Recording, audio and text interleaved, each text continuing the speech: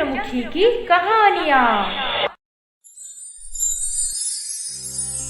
Hello दोस्तों, ये कहानी शुरू होने से पहले अगर आपने हमारे चैनल को सब्सक्राइब नहीं किया है तो जल्दी से सब्सक्राइब करके बेल आइकॉन दबा दीजिए, क्योंकि हम आते हैं हर बार एक नए किस्से के साथ।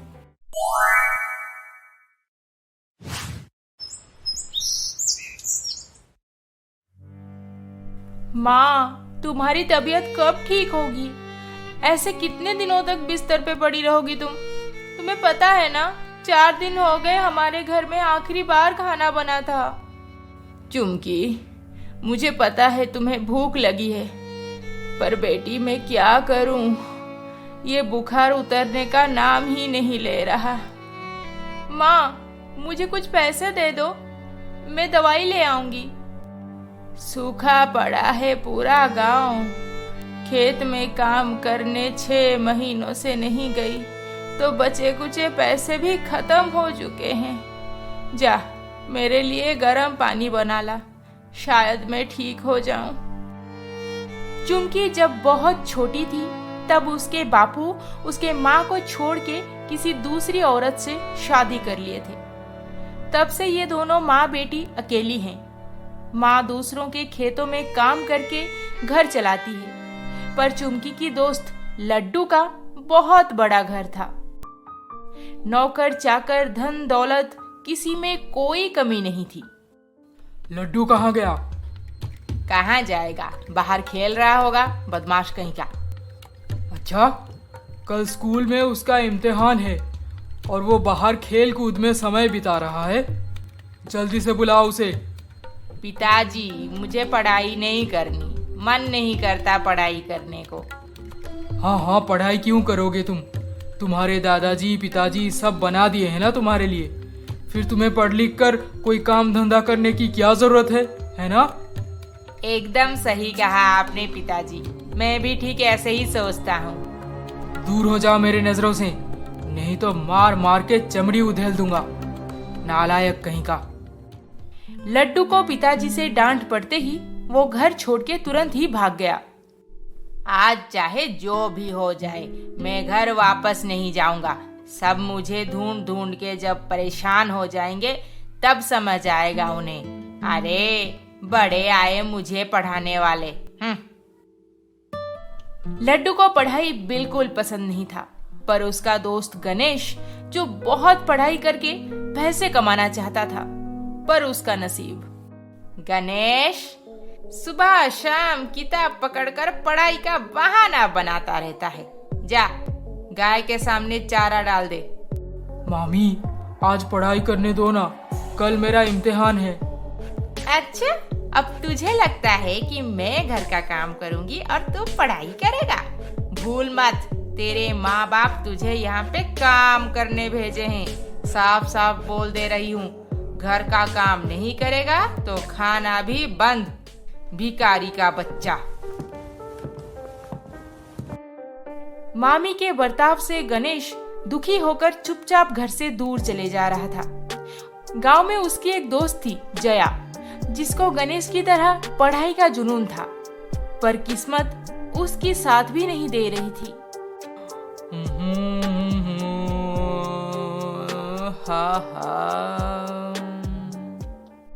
आ गए टल्ली होकर। घर में बीवी बच्ची अकेले हैं, इसका कोई परवाह नहीं। सुबह शाम बस दारू चढ़ा के आ जाओ। मेरी नसीब ही फूटी थी जो मेरी शादी तुमसे हो गई। नसीब अब भी सही हो सकता है। जा, भाग जा यहाँ से। जरूर भाग जाती अगर जया नहीं होती तो। तेरे जैसे निकम्मे के साथ रहने से तो अच्छा है कि मैं कहीं बाहर जाकर भीख मांगू। क्या बोली तू? मैं निकम्मा हूँ? अरे, बारिश नहीं हो रही, पूरा गांव सूखा पड़ा है, फिर खेती कैसे होगी और पैसे कहाँ से कमाऊंगा मैं? मुझे वो सब नहीं पता, घर में एक दाना तक नहीं है। मैं कुछ नहीं कर सकता। ये दोनों जब भी मिलते हैं तब लड़ाई होती है। पता नहीं मेरे बारे में कोई कुछ सोचता क्यों नहीं। ना गांव में सूखा पड़ता और ना ही हमारे घर में अनाज की कमी होती। चुमकी, लड्डू, गणेश और जया चारों जब दुखी होते हैं तो गांव के आखिरी मोड़ पे खड़ा वही बड़े से बरगद के पेड़ के पास चले जाते हैं। आज भी चारों अपने अपने घर से रूठ के वहीं पर बैठे थे। माँ की तबीयत बहुत खराब है, दवाई लाने के लिए पैसे भी नहीं है। 6 महीनों से माँ खेतों में काम करने नहीं गई, पैसे कहाँ से आएंगे। मेरे घर में भी इसी पैसों की वजह से रोज झगड़ा होता है। अब मैं उस घर में वापस नहीं जाऊंगी। मामी तो मेरा खाना भी बंद कर दी है। खाना नहीं खाऊंगा तो काम कैसे करूंगा, पढ़ाई कैसे करूंगा। जब भी देखो काम काम काम, बस नौकर की तरह काम करवाती रहती है। तुम लोगों की परेशानी तो मेरी परेशानी से काफी बड़ी है। मुझे किसी भी चीज में कोई कमी नहीं, पर वो क्या है ना, मुझे घर वापस नहीं जाना। पढ़ाई करने बोलेंगे सब। मुझे भी नहीं जाना। अच्छा सुनो, सुना है जंगल में एक बूढ़ी मौसी रहती है जिनके पास सारी समस्या का हल है। तो चलो ना उनसे मिलके अपना दुख बताते हैं, शायद सब ठीक हो जाए। हाँ चलो, मैं तैयार हूँ। अरे वो बूढ़ी मौसी नहीं, डायन है, डायन खा जाएगी। मेरी मामी से तो बड़ी डायन नहीं होगी ना, मैं चलूंगा। पर चुमकी, तेरी माँ तो बीमार है ना, तू कैसे चलेगी? वो कमला मौसी है ना, उन्हें बोल के आई हूँ, वो माँ का ध्यान रख लेंगी। चारों मिलके जंगल के तरफ बढ़ने लगे। कुछ देर चलते ही धीरे धीरे अंधेरा होने लगा। अरे चलो ना, वापस चलते हैं, अंधेरा होने को है, वो डायन हमें खा जाएगी। तुझे वापस जाना है, तू चले जा, हम तो आगे ही जाएंगे।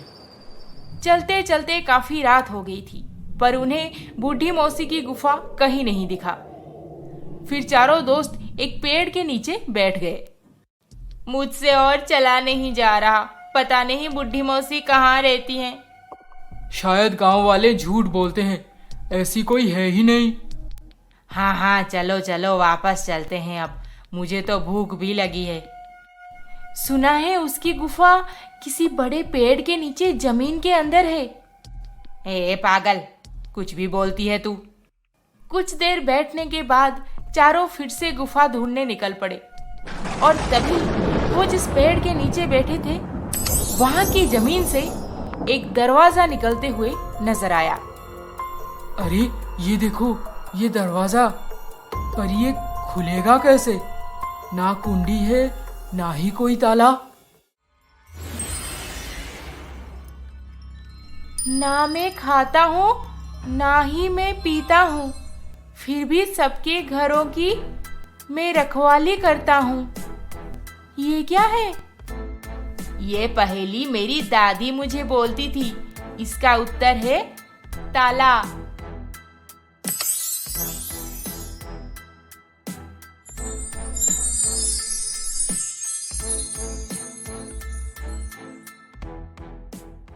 वाह जया, मैं तो तुझे गधी समझता था, तू तो बड़ी होशियार है।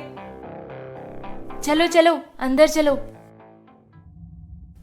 अरे हम ये कहाँ आ गए? मुझे तो बहुत डर लग रहा है।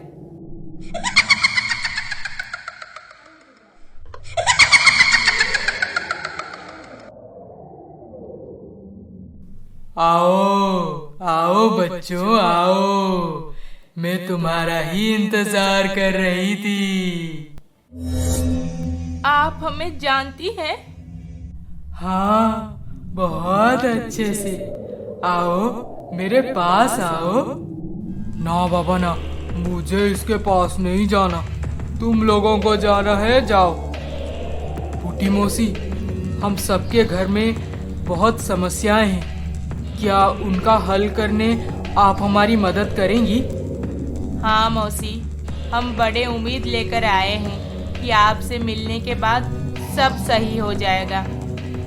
मैं तुम लोगों की मदद नहीं कर सकती, तुम्हारे कर्म का फल तुम्हें मिलेगा।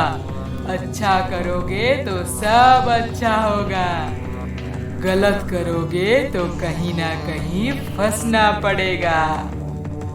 हमें क्या करना होगा मौसी? एक समस्या एक सफर, उसका फल तुम्हारे कर्मों के ऊपर। बोलो, मंजूर है? नहीं नहीं, हमें मंजूर नहीं। जल्दी से बाहर निकालो हमें, मुझे घर जाना है। कल हमारा इम्तिहान है, मैं पढ़ाई करूँगा घर जाकर। यहाँ पे आ गए हो तो बिना रहस्यमयी सफर के वापस जाना नामुमकिन। पर तुम चारों में से कोई एक करेगा किसी की भलाई के लिए सफर, नहीं तो ये सारा खेल खत्म। मौसी, हम ये सफर करने तैयार हैं।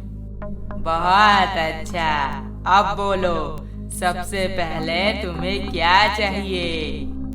मौसी, मेरी माँ की तबीयत बहुत खराब है, क्या आप उसे ठीक कर सकती हैं? सेहत का रखवाला है भगवान, इन चारों को दे दे सही सही ज्ञान।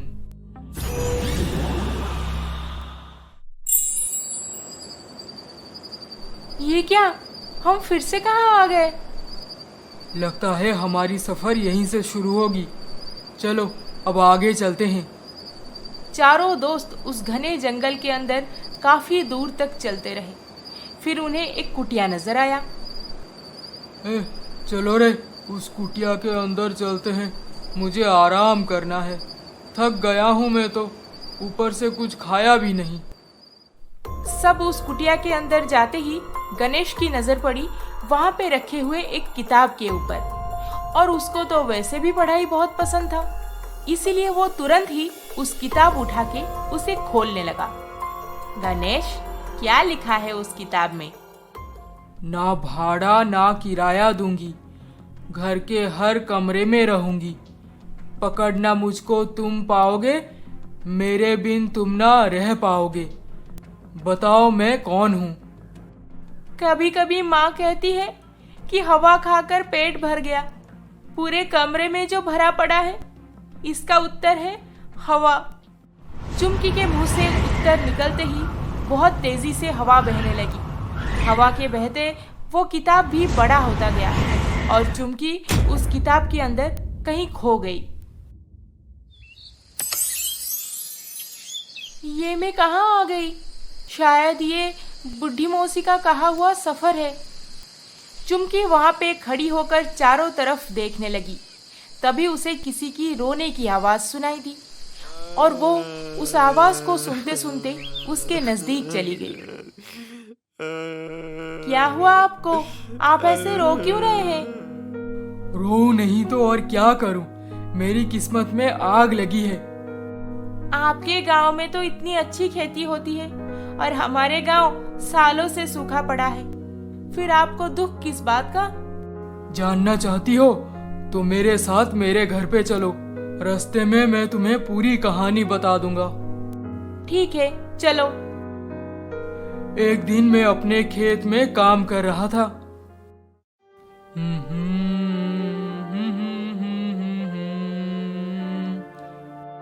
अरे, ये बक्सा कहाँ से आया? शायद मिट्टी के अंदर था, खोदने के बाद निकल आया है। जरा देखूं तो इसके अंदर है क्या? किसान इधर उधर देखा और बक्से को खोल दिया। उस बक्से के अंदर एक कागज था जिसमें लिखा था, मुझे डालो कुएं में, वही मेरा घर है। जो भी डालो कुएं के अंदर, दुगना तुम्हें दूंगी मैं। अरे वाह, ये तो बड़े मजेदार पहेली है। चलो इसको कुएं में ही डाल देते हैं, फिर देखते हैं इसका चमत्कार। उस किसान ने बक्से को अपने घर ले गया और उसके आंगन में एक सूखा कुआं था जिसमें वो बक्सा को डाल दिया।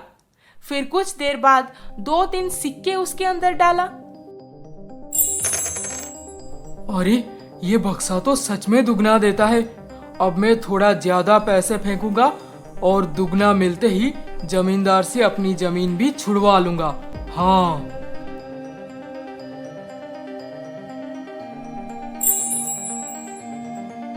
किसान बक्से की मदद से धन दौलत सब कमा लिया। अपने खेत के आसपास की खेत भी खरीद लिया। उसके घर में अनाज पैसे किसी में कोई कमी नहीं थी। मुझे बहुत डर लगता है। अगर मुझसे कोई मेरा चमत्कारी बक्सा छीन ले तो? सुनिए, आजकल आप इतना परेशान क्यों रहते हैं? बक्सा बक्सा के लिए अगर उसके बारे में किसी को पता चल गया तो? कौन सा बक्सा? नहीं नहीं, कुछ नहीं, तुम जाओ यहाँ से। लगता है दिमाग खराब हो गया है इनका। आज आधी रात को कुएं के अंदर जाऊंगा और बक्सा को वहां से निकालकर अपने घर के संदूक में छुपा दूंगा। फिर कोई नहीं चुरा सकता मेरे बक्से को। हाँ। आधी रात होते ही किसान दबे पांव कुएं के पास गया और धीरे धीरे उसके अंदर उतरने लगा। फिर कुछ ही देर में, तू कौन है? मैं शंकर हूँ। ये घर, ये कुआं, ये बक्सा सब मेरा। तू कौन है? अरे तू पागल हो गया है क्या? हे भगवान, पागल तो ये नहीं, मैं हूँ। मुझे अंदर नहीं आना चाहिए था। मैं तो दो हो गया। ऐ सुन, मैं अंदर आया तभी जाकर तू पैदा हुआ है। अब जा, बक्से के अंदर चला जा। अब तेरा घर, तेरी पत्नी, तेरा धन दौलत सब मेरा। अरे अब मैं क्या करूं?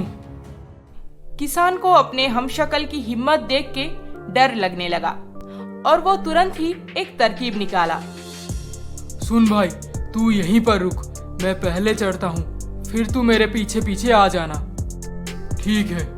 पहला किसान झटपट कुएं के ऊपर चढ़ता गया और बाहर निकलते ही कुएं के ऊपर एक बड़ा सा ढक्कन लगा के उसके ऊपर पत्थर रख दिया ताकि उसका हमशक्ल कभी बाहर ना निकल पाए।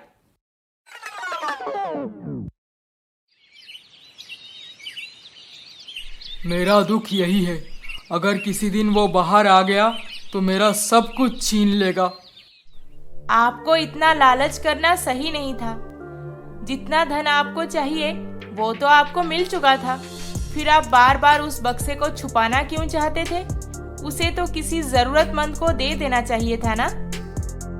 मुझसे बहुत बड़ी गलती हो गई। आपसे और एक गलती भी हुई है।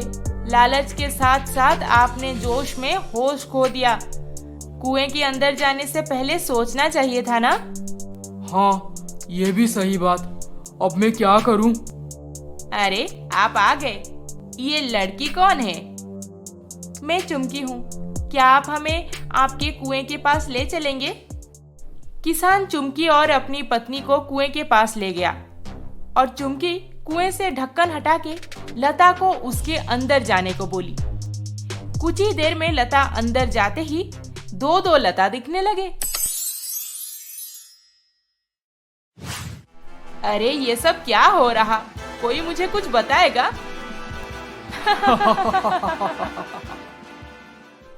अब आप 2 शंकर और 2 लता हो गए हैं। एक काम कीजिए, आपके पास जितना भी धन है उसे 2 हिस्से में बांट दीजिए। एक जोड़ी आधे पैसे लेकर शहर चले जाएं और एक जोड़ी गांव में सुकून से रहें। किसी को कुछ पता नहीं चलेगा। वाह, तुमने तो मेरी समस्या ही दूर कर दी। भगवान तुम्हारा भला करे। तुम जो चाहती हो तुम्हें वो मिल जाए।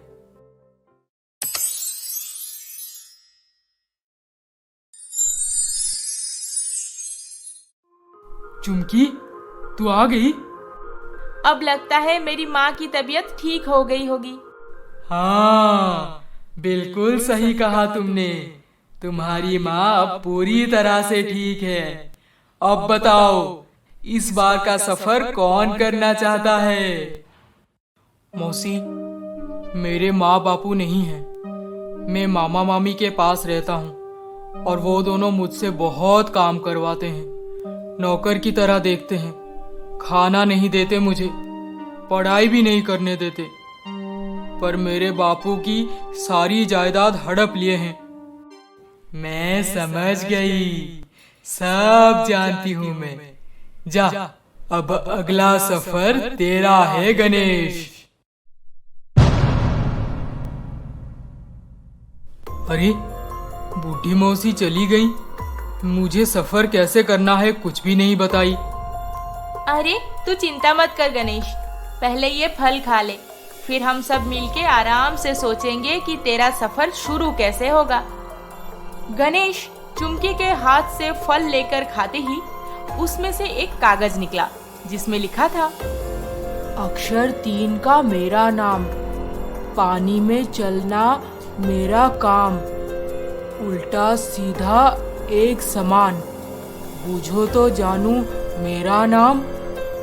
ये क्या है? पता है तुम लोगों को, मेरे बापू के पास एक जहाज था। व्यापार करने दूर देश जाते थे। माँ और मैं घर पे अकेले रहते थे। एक बार मेरे मामा मामी ये खबर लेकर आए कि बीच समंदर में तूफान आया और हमारा जहाज डूब गया। मेरे बापू भी उसमें ही थे। माँ रोते रोते भागने लगी और समंदर के इतने अंदर चली गई कि देखते ही देखते माँ भी समंदर में समा गई। हमारी इतनी बड़ी हवेली, जमीन जायदाद सब कुछ बेच दिए मामा मामी और मुझे अपना नौकर बना के यहाँ पे ले आए। इस पहेली का उत्तर है जहाज। गणेश के मुंह से उत्तर निकलते ही चमत्कार हो गया। उनके ठीक सामने एक नदी बह रही थी और उसमें एक नाव था। गणेश चलते चलते नाव में बैठ गया और एक ही पल में वहां से दूर कहीं जा पहुंचा।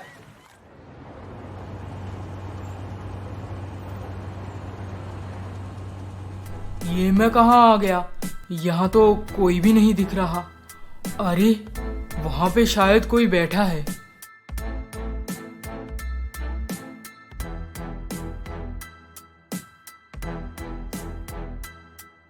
क्या बात है, आप ऐसे दुखी क्यों हैं?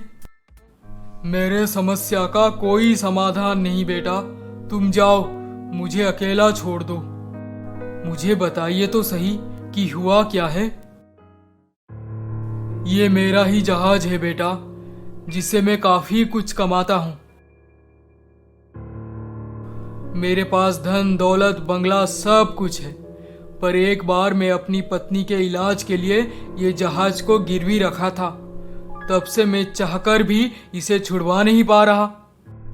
आप तो बोल रहे हैं कि आपके पास बंगला है, उससे बेच के पैसे इकट्ठे कर लीजिए। जहाज रहा तो बाद में भी बंगला फिर से बनाया जा सकता है। यही तो मेरी परेशानी है कि लोग कहते हैं मेरे बंगले में भूत का वास है, कोई नहीं खरीदना चाहता है उसे। पिछले 5 सालों से बंद पड़ा है। जो भी उसके अंदर जाता है चिल्लाते कांपते डर के मारे बाहर आ जाता है। अच्छा, क्या मैं आपका वो बंगला देख सकता हूँ? ठीक है बेटा, पर अपना ध्यान रखना। गणेश बिना देर किए मुरारीलाल के साथ उसके भूतिया बंगले में पहुंचा। मुरारीलाल बाहर ही खड़ा रहा और गणेश चला गया अंदर। काफी देर तक खड़े रहने के बाद भी गणेश बाहर नहीं निकला, पर भूतिया आवाजें बढ़ती जा रही थी।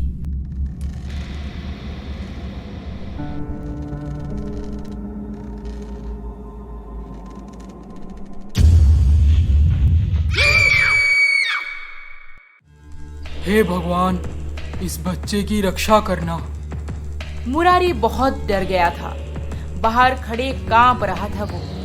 ये भी मान चुका था कि गणेश अब कभी बाहर नहीं आएगा।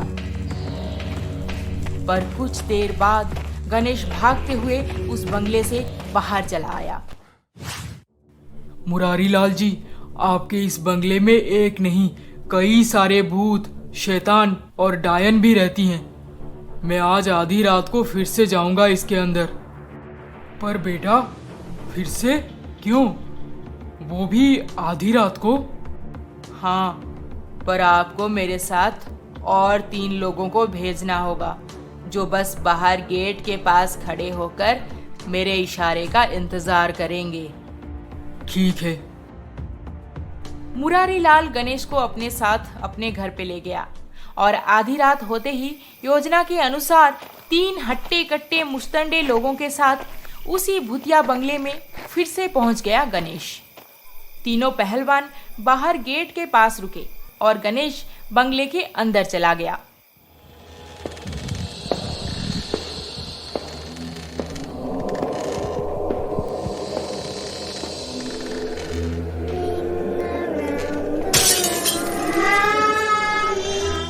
यह आवाज इतना खतरनाक था कि वहां पे 1 मिनट भी खड़ा रहना किसी इंसान के लिए नामुमकिन था। पर गणेश वहां पे डट के खड़ा रहा और कुछ देर बाद दबे पांव जाकर घर का लाइट ऑन कर दिया।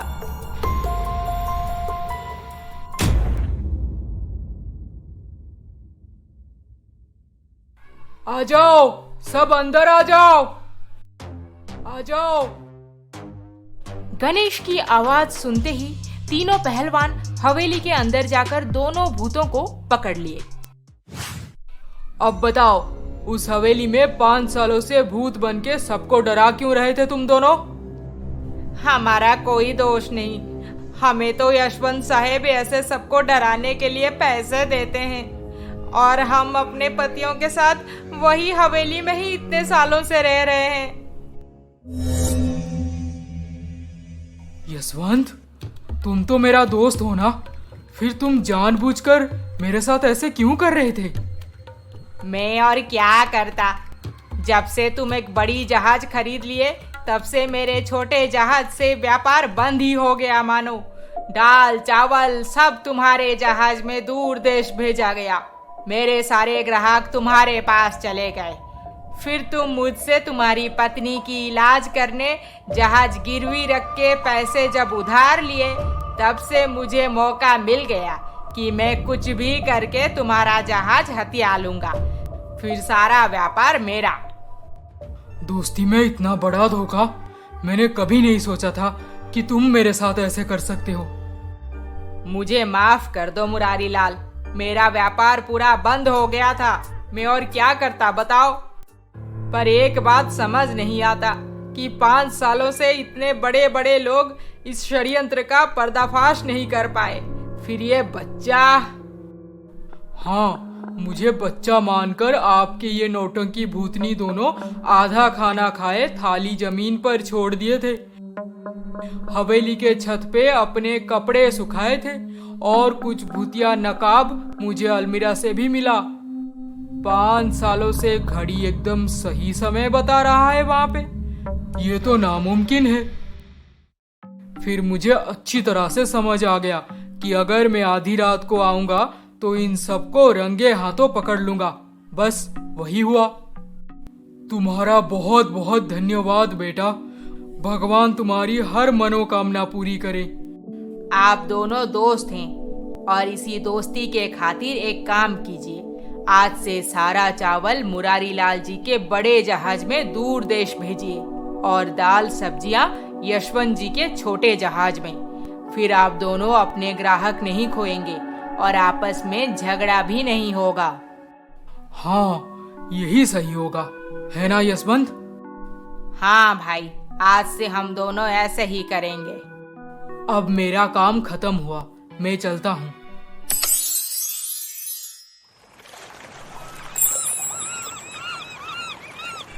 अरे देखो, गणेश आ गया।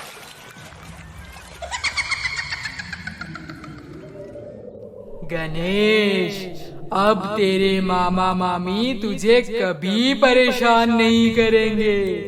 जब तू घर पहुंचेगा तब सब समझ आ जाएगा। अब बोलो, अगला सफर कौन करेगा? मुझे नहीं जाना अभी, डर लग रहा है। तू जा जया, मैं अगली बार सोचूंगा।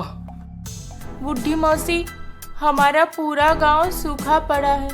खेती होना कब से बंद हो गया है और हमारे घर में अनाज भी नहीं है। ऊपर से मेरे बापू रोज नशा करके घर आते हैं और माँ इसी बात पे गुस्सा हो जाती है। फिर रोज रोज झगड़े मारपीट। आप मेरे परिवार में सब ठीक कर दीजिए ना। जा जया जा, अपनी बुद्धि से किसी की मदद कर, तेरी समस्या दूर हो जाएगी। बूढ़ी मौसी के गायब होते ही वहां पे अचानक से एक दीवार बन गया जिसके ऊपर लिखा था, वो कौन है जो बगैर पैरों के भागता है और कभी लौटकर वापस नहीं आता। वक्त, इसका उत्तर है वक्त। जया के मुंह से उत्तर निकलते ही हवा में कहीं से एक बड़ा सा घड़ी उसके सामने आ गया और जया को उसके अंदर खींच लिया। कुछ ही देर में जया एक घने जंगल में पहुंच गई। वहां पे जंगली जानवरों के अलावा और कोई नहीं दिख रहा था। बेचारी बहुत डर भी गई थी। फिर तभी उसे एक आवाज सुनाई दी। वक्त ही तो कम है मेरे पास। कहाँ से ढूंढूंगा मैं उस कीमती हार को?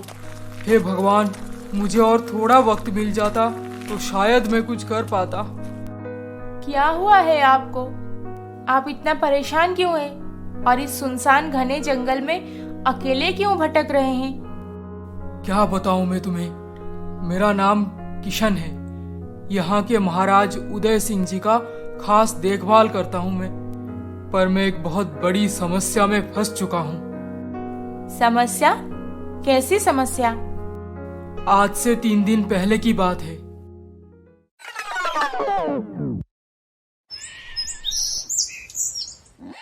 महाराज, वो देखिए, गीदड़।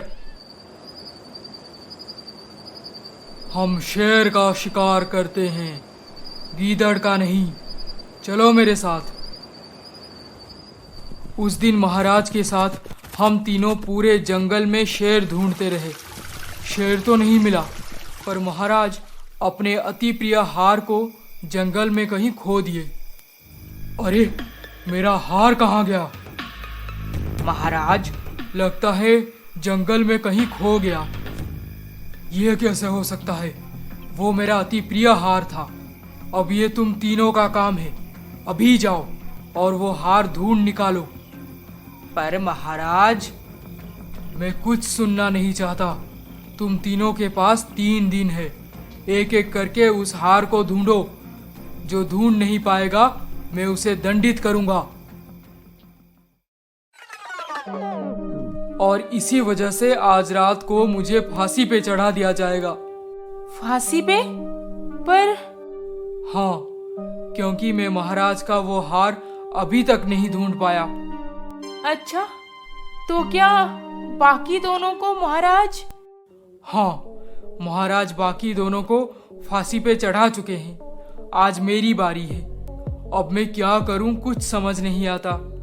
पिछले 3 दिनों से इस खतरनाक जंगल में बिना कुछ खाए पिए महाराज का हार ढूंढ रहा हूं, पर कोई फायदा नहीं।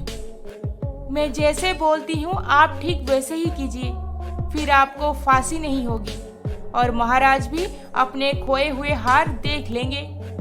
अच्छा, तो फिर बताओ मुझे क्या करना होगा?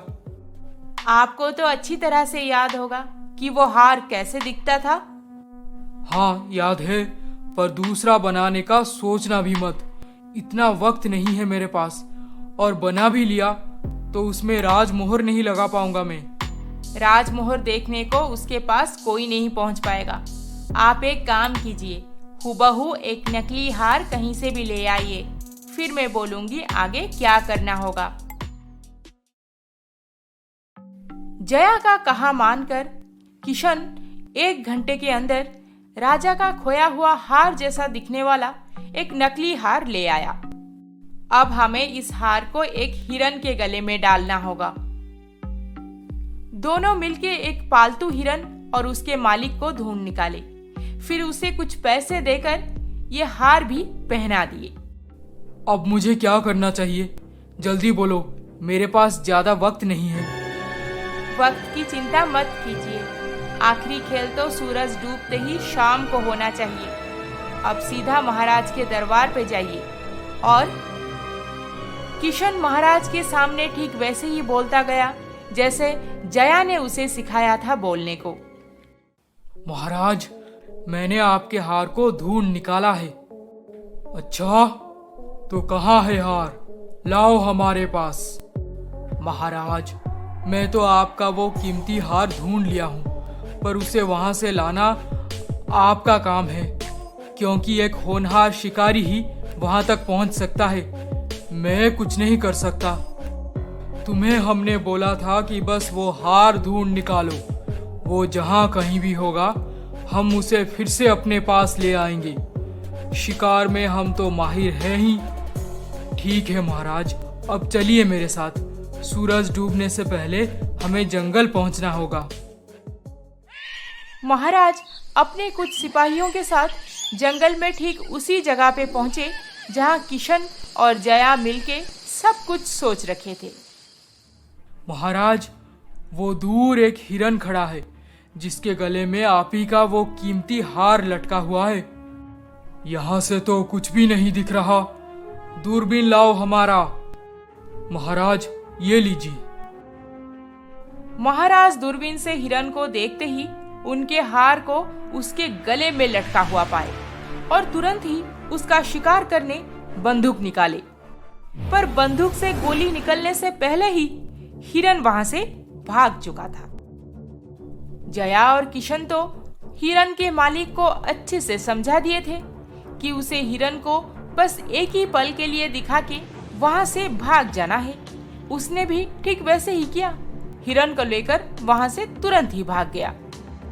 महाराज पूरा जंगल छान मार लिए, पर वो हिरन उन्हें कहीं नहीं मिला। कुछ देर बाद वो निराश होकर वापस चले आए। महाराज, क्षमा चाहता हूँ। मैं आपका खोया हुआ हार दिखा तो दिया, पर उसे वापस नहीं ला सका। इसमें तुम्हारी कोई गलती नहीं है किशन। मैं खुद वो हार हिरन के गले में देखने के बाद भी उसे हासिल नहीं कर सका। पता नहीं आज मेरा निशाना कैसे चूक गया। अब वो हार ढूंढने की कोई जरूरत नहीं। चलो महल वापस चलते हैं। महाराज, आप महल जाइए। मुझे एक आखिरी काम खत्म करना है। महाराज की जय हो। जया, तुम्हारा बहुत बहुत शुक्रिया। तुमने आज मेरी जान बचाई।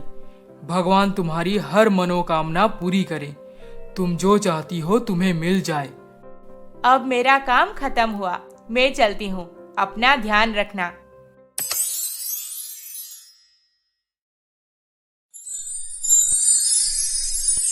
जया आ गई।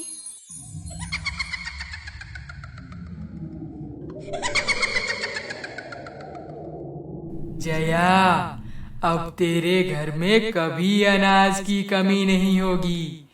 तुम्हारे गांव में हर तरफ हरियाली ही हरियाली होगी। तेरे बापू नशा को कभी हाथ नहीं लगाएंगे। लड्डू, अब तेरी बारी। क्या चाहता है तू? मेरा तो वैसे किसी भी चीज में कोई कमी नहीं है, पर घर पे सब मुझे पढ़ाई करने बोलते रहते हैं। मुझे बिल्कुल मन नहीं होता। बूढ़ी मौसी, कुछ ऐसा करो ना कि मैं बस अच्छा अच्छा खाना खाऊं, दोस्तों के साथ खेलूं, फिर आराम से सो जाऊं। अच्छा, तो ये बात। जा, इस सफर में हो सके तो किसी की मदद कर। तेरी परेशानी दूर हो जाएगी। बूढ़ी मौसी वहां से गायब होते ही सबके सामने एक गुफा दिखाई दिया, जिसके आगे एक दरवाजा था और उस पे लिखा था, गोल मटोल चेहरा, नारंगी रंग है मेरा, मिठास से भरा हूं मैं, पेट से है रिश्ता मेरा। ये क्या है? अरे, तुझे इतना भी नहीं पता? ये लड्डू है, लड्डू। आहा, बहुत मन कर रहा है खाने को। उत्तर सुनते ही गुफा का दरवाजा खुल गया। मुझे अब इसके अंदर जाना होगा। हे भगवान, इस नन्ही सी जान की रक्षा करना प्रभु। लड्डू गुफा के अंदर जाते ही बाहर का दरवाजा अपने आप बंद हो गया और वो गुफा में आगे चलता रहा। कुछ देर चलने के बाद वो एक गांव में पहुंचा, जहाँ पे बहुत सारे बच्चे खेल रहे थे, पर एक बच्चा दुखी होकर बैठा था। लगता है मुझे इसी की मदद करनी होगी। दुखी बैठा है लड़का। क्या बात है? यहाँ पे क्यों बैठे हो? जाओ दोस्तों के साथ खेलो। खेल तो अभी शुरू होगा, उसी के बारे में सोचकर परेशान हूँ मैं। कौन सा खेल बताओ मुझे? मैं सारे खेल में माहिर हूँ। एक प्रतियोगिता होने वाली है जिसमें हमें गांव के उस पार स्कूल तक एक बर्फ लेकर चलना है और वो बर्फ पिघलने से पहले ही पहुंचना होगा हमें। मुझे तो कुछ समझ नहीं आ रहा कि ये कैसे संभव हो पाएगा। ये संभव नहीं है।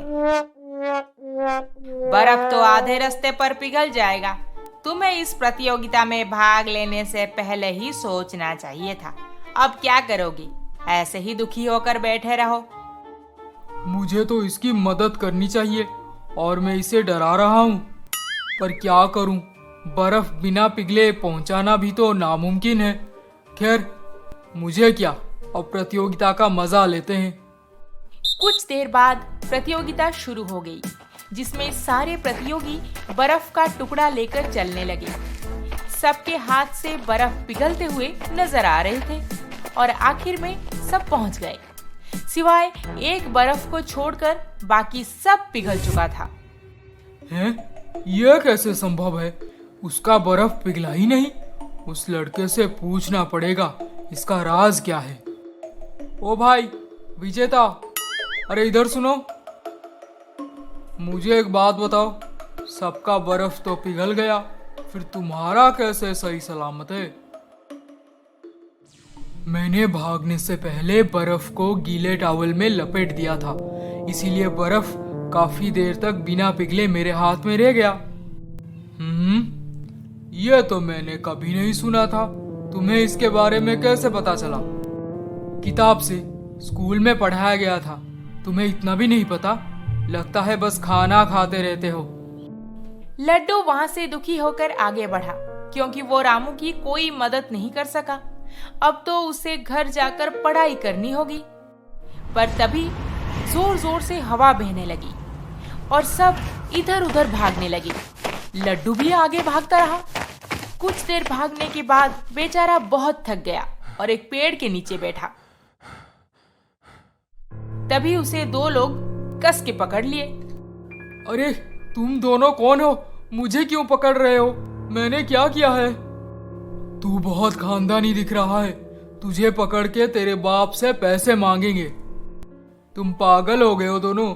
मेरे पिताजी बहुत रईस हैं। छोड़ो मुझे, नहीं तो पछताओगे। अरे चल, इसे ले चल। मुझे तो इनकी मदद करनी होगी। शायद ये सब बूढ़ी मौसी का ही खेल है। अरे सुनो सुनो, तुम्हारी परेशानी क्या है? मुझे बताओ, मैं तुम्हारी मदद करूंगा।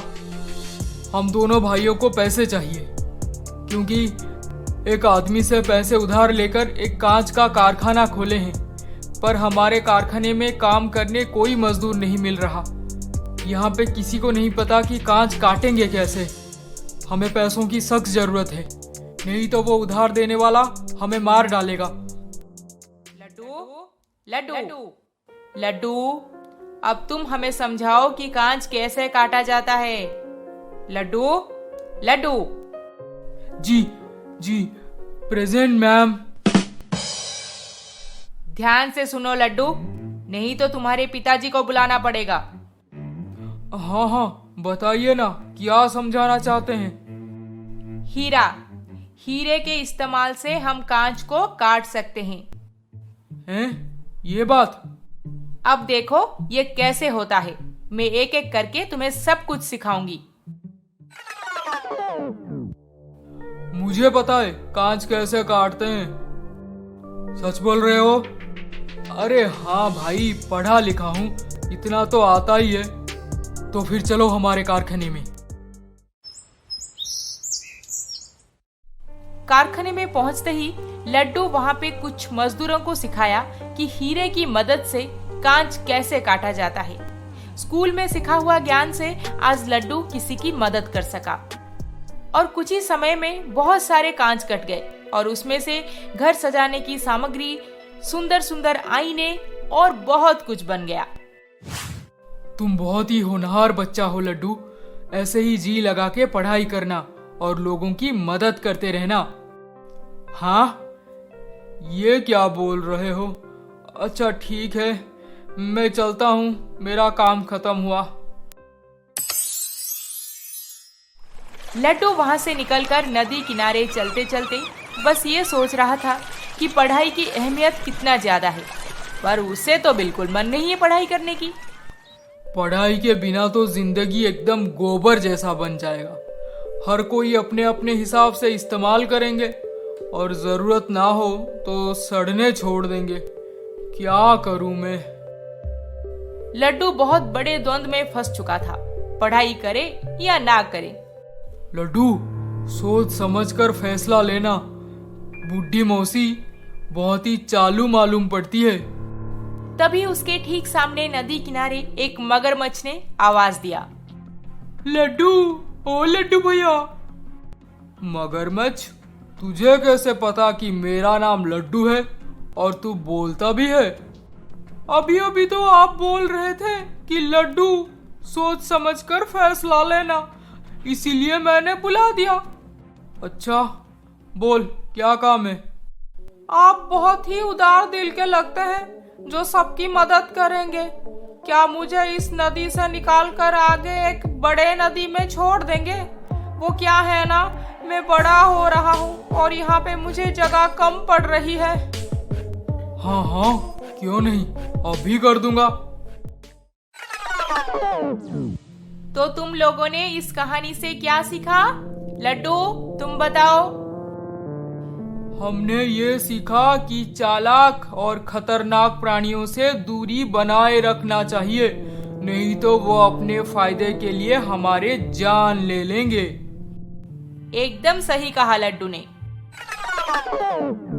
ए मगरमच्छ, तू मुझे उल्लू समझ रखा है क्या? मदद करने में तेरे पास जाऊंगा और तू मुझे खा जाएगा। हाँ, मुझे अच्छी तरह से पता है कि मगरमच्छ उभयचर होते हैं। तुझे बड़े नदी में जाना है, खुद चले जा, मुझे क्यों बोल रहा है? लड्डू आगे बढ़ता गया और चलते चलते उसे समझ आ गया कि शिक्षा कितना महान है। अब उसे हर हाल में पढ़ाई करनी थी। लड्डू, बता, तूने कितने लोगों की मदद की? बस एक का मदद कर पाया मैंने, पर बूढ़ी मौसी, जो भी हो, मुझे पढ़ाई करनी है। मैं सब समझ चुका हूँ। जाओ, अब अपने अपने घर चले जाओ। तुम्हारी सारी समस्याएं दूर हो चुकी है। पढ़ लिख कर बड़े इंसान बनो, जरूरतमंद की मदद करो।